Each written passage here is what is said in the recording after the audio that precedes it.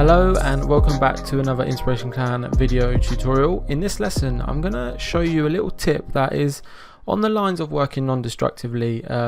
It's more about an effective way to place stock images into your composition so that you can always refer back to the original if required.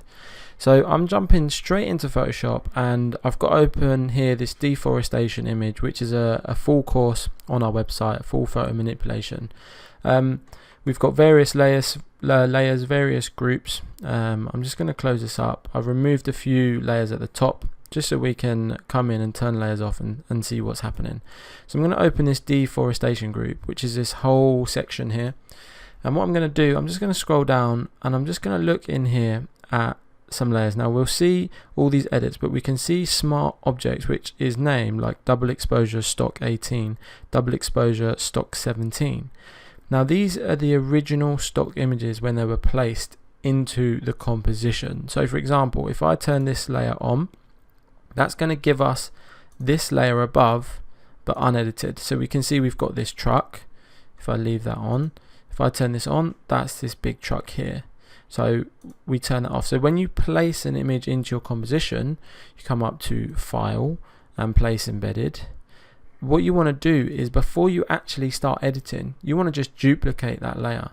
So place your stock image into your composition and then duplicate that stock image as we have done here. So we can see there again the truck, and it's the same for every single stock image. So this is the two men there. So that's these two men you can see on this layer above. So if I turn them off, and so on and so on. So here again is another example, and then this is the wood here in this lower layer here where the men are standing. So it's a very good way to work. It just means that you can always see the original stock image. You can go back and see exactly how it was.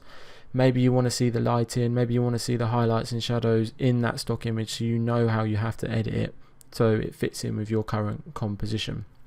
It's a good way to work.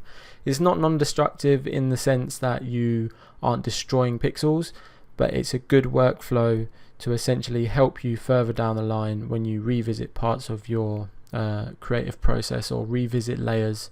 It's going to help you in that sense. So thank you very much for joining me in this quick and effective tutorial. I shall see you in the next one.